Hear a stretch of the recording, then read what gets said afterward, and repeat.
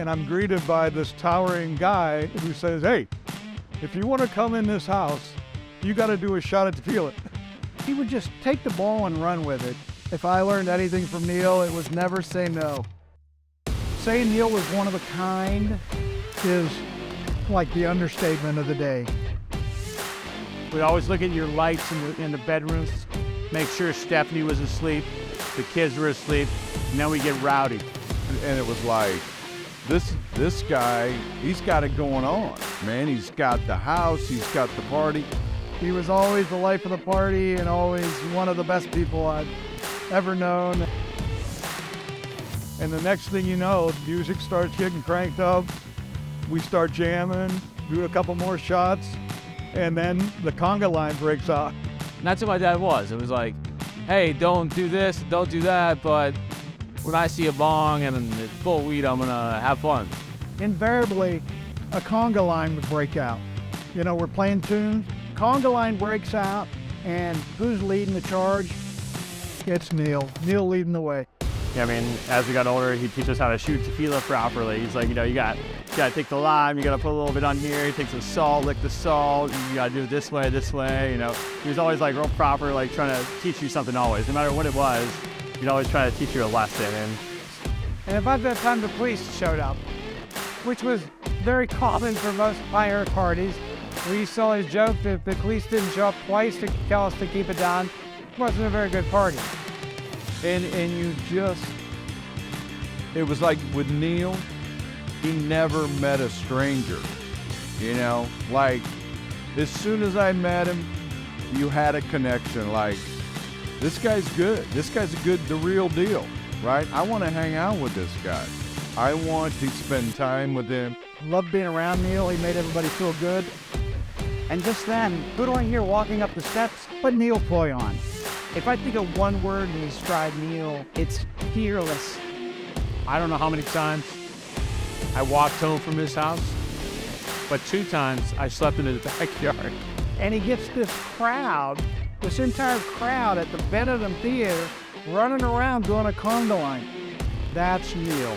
And I don't know how to explain it any other way. One of my favorite things was the Neil look. And you would just look at me and go. And it was always that second pause look that made me laugh my ass off.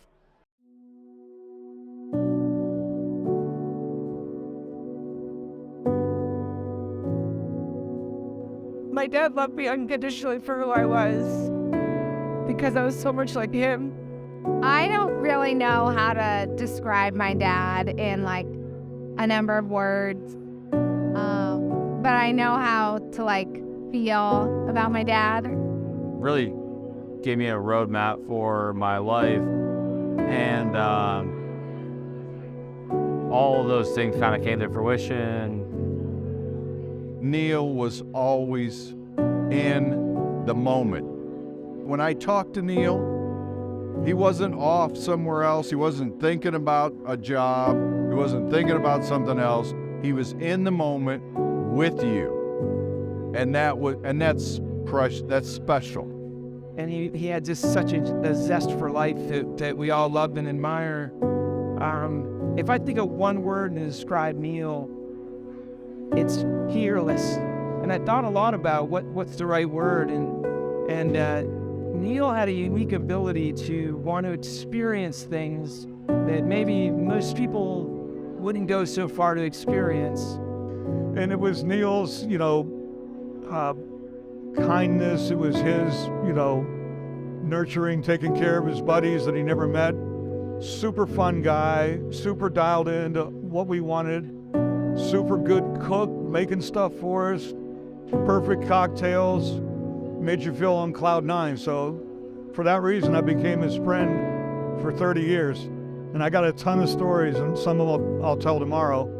But I love him, and I always will. And he's always going to be inside every one of us. So cheers, Neil. Love you, brother.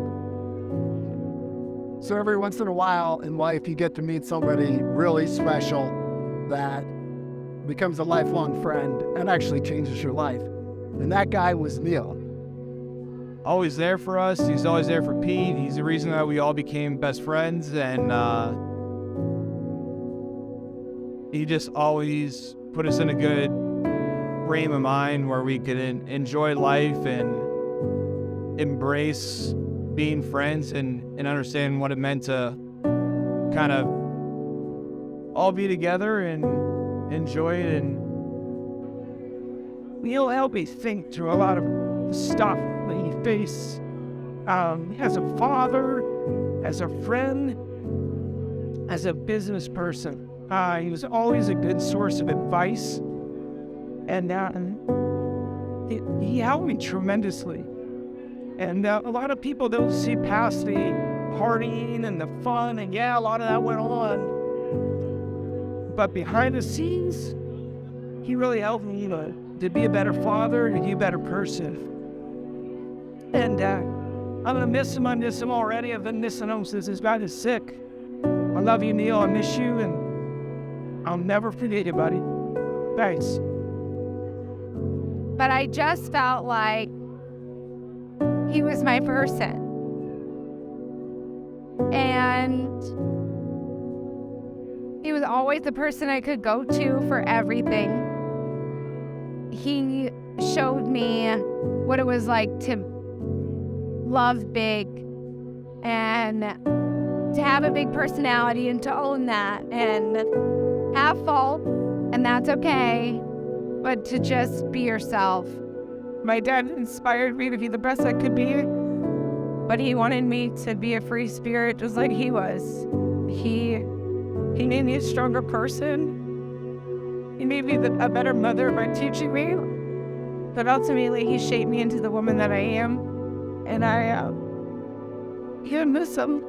He's the reason why I am where I am today, and I don't know who I'd be without him.